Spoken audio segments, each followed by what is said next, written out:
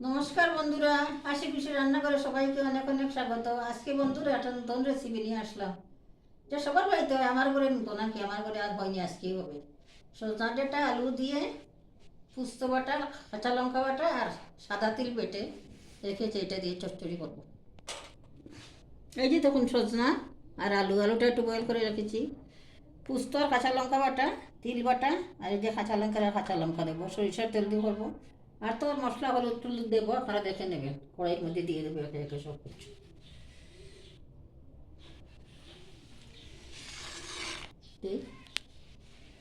এখন সজনাটাকে একটুখানি হালকা একটুখানি নেড়ে নেবো করে।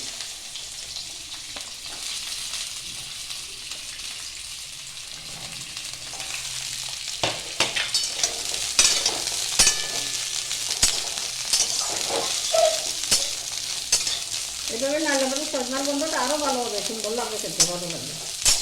সেই জন্য আমি আগে করে নেই, তারপরে আপনাদেরকে দেখাবো।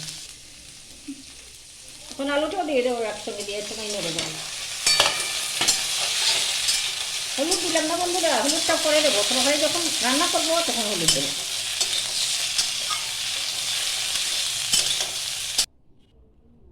এই যে দেখুন, আমি নামিয়ে নিয়েছি একটুখানি হালকা ভাজা করে। এখন আমি তরকারিটা সম্বাস দেবো। তেলটা গরম হয়ে গেছে বন্ধুরা, দিয়ে দিলাম পাঁচফোড়ন। পাঁচফোড়নটাকে যখন খুব সুন্দর গন্ধ বেরোবে তখন আমি দিয়ে দেবো। তখন এই ভাজা করা সবজিগুলো দিয়ে দিলাম, একটুখানি নাড়াচাড়া করবো, করে জল দিয়ে দেবো। 4টা চিটা কাঁচা লঙ্কা দিলাম, শুকনো লঙ্কা দেবো না, কাঁচা লঙ্কার উপরেই করো। এই দিয়ে একটা বেটে রেখেছি, সেই জন্য 4টা দিলাম। বেশি জাল ভালো লাগে না, নিরামিষ তরকারি তো, হালকা জাল হলে ভালো লাগে। দিয়ে দিলাম নুন, একটুখানি হলুদ গুঁড়ো, আর কোনো মশলা দেবো না। আর পুস্ত বাটা আর তিল বাটা দেবো একটুখানি পরে।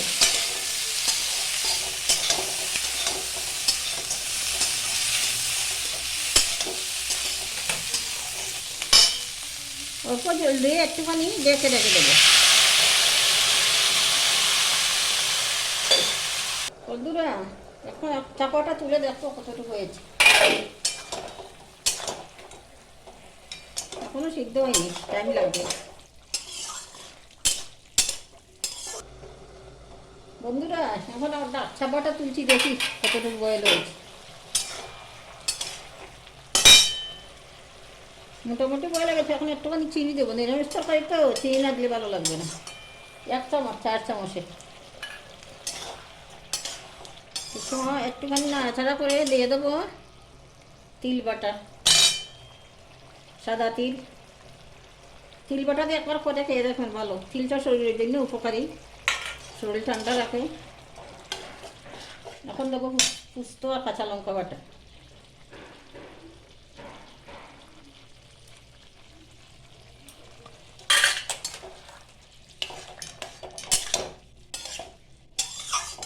এখন আরও 4-5 মিনিট রান্না করবো, তারপরে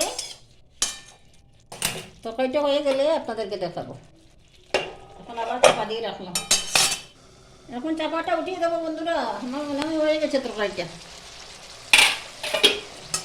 এই যে দেখুন, একেবারে বয়েল হয়ে গেছে, সম্পূর্ণ বয়েল, আলুটা বয়েল হয়ে গেছে। এখন একটুখানি নাড়াচাড়া করে নামিয়ে পরিবেশন করবো, পরিবেশন করে আপনাদেরকে দেখাবো। এইভাবে তিল বাটা দিয়ে বানিয়ে খেয়ে দেখবেন, তিল আর পোস্ত বাটা খুব ভালো লাগে।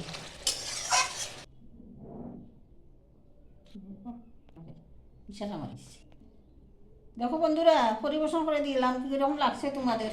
এইভাবে পোস্ত বাটা দিয়ে দিয়ে কি বলে সাদা তিল বাটা দিয়ে করে খেয়ে দেখে খুব ভালো লাগে। তিল তো শরীরের জন্য খুবই উপকারী, তোমরা সবাই জানো, বলে কি লাভ নাই আমার আর।